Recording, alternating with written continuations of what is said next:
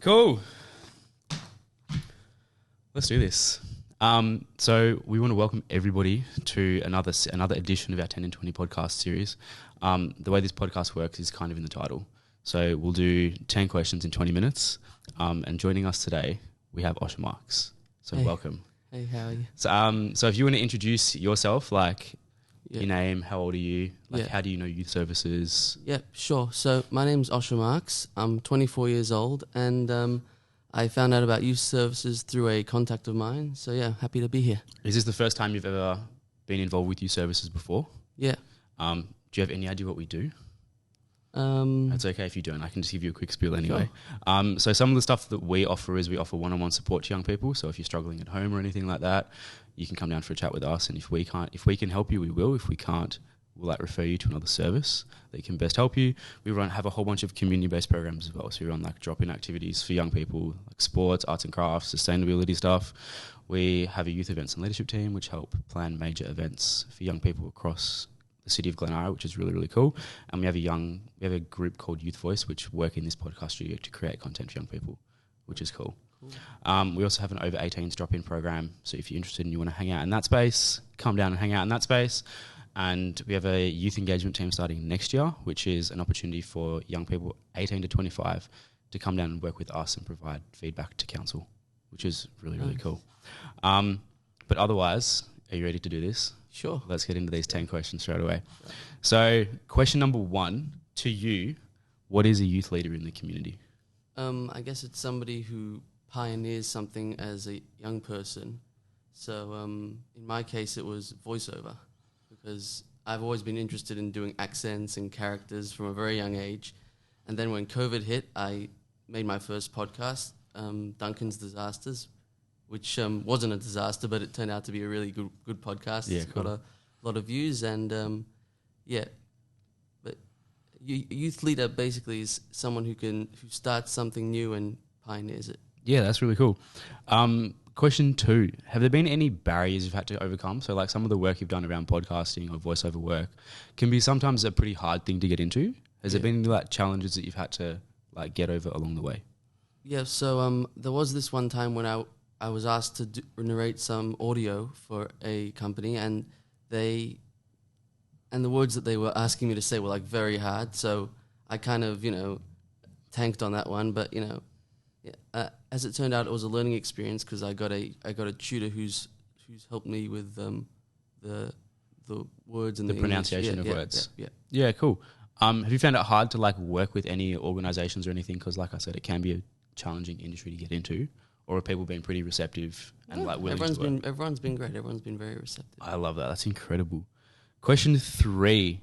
What are some of the ways that you've been a youth leader? Have you volunteered? Have you done any mentor work? I mean, I was involved in camps back when I was in school, which was nice. Cool. So that was basically taking care of a lot of younger children, younger kids at a campsite. It was very rewarding because I think I got along well with them. I mean, yeah, nice. Have you volunteered with any organisations doing any podcast work, voiceover work, anything like that? There is this company that I'm involved with called Belonging Matters, and they basically deal with people that have disabilities. And so my job is to narrate the podcast and do the audio description and the captioning, that kind of thing.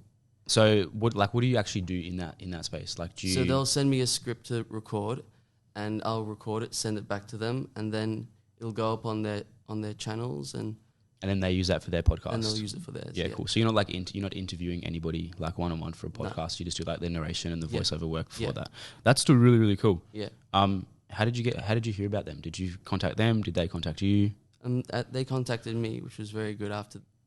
They've seen some of your work. Yeah. Yeah, that's incredible. Yeah. Question 4: what advice would you give to somebody who's considering doing similar work to you? It's not the most common voiceover work and all that kind of stuff. It's not something that everybody thinks about doing. Is there any advice you'd give to anybody that's wanting to do it, or how they'd go about starting doing it? Well, for starters, probably not doing it the way I'm doing it, because I record everything in my car, and I squish myself down in the back seats of my car. And so I put my laptop on the back seat, and then I have to sit there.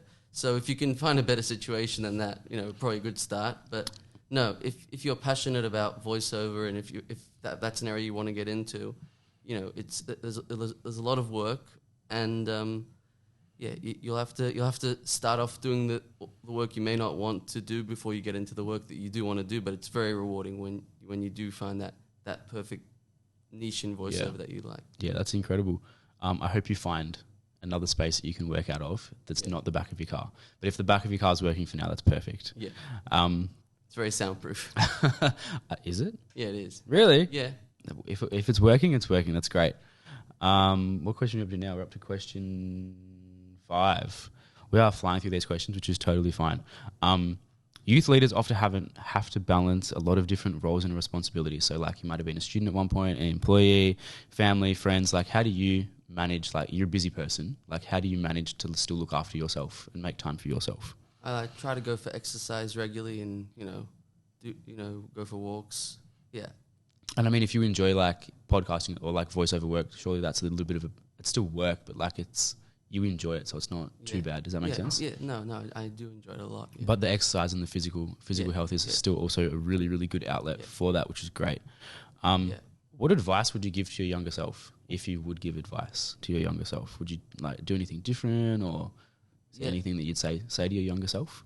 Well, I think that looking back, like back when I was in school and I was a lot younger, I sort of felt like life was difficult then, and school was hard. But then when you leave school and you're out of that environment and you have to sort of fend for yourself, and you have more responsibilities, I think it's a lot harder. So I guess my advice to my younger self would be to live in the moment and enjoy it, because it's gonna get a lot harder, but it's also gonna be more rewarding. Perfect. What's a valuable skill you've learned from someone else? So my late mum, who passed away about 14 years ago, she was very into telling us bedtime stories, and she put on a lot of voices and a lot of different characters. So yeah, I definitely learned from her. I think that's where I get my skills for voiceover. That's really, really special, and that's something that you will no doubt carry with you for the rest of your life. Yeah. And if it inspires your work every day, I think that's something that's really that's incredible. Yeah.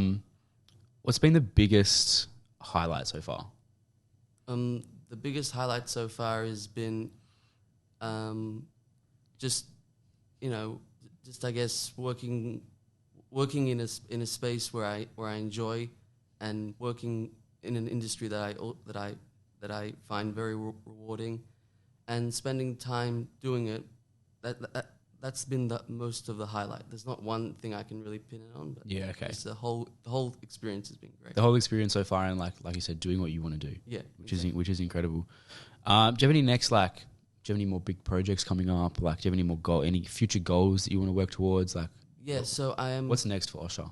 I'm currently working with an animator and an actor, and we're creating a podcast. Not a podcast. We're creating a YouTube animation, and it's going to be and it centers around a news reporter who keeps trying to report the news and keeps getting interrupted. So that's going to be in the pipeline in about not like next week, but like it's sort of the next couple of months. It's working. Like it probably in the new year.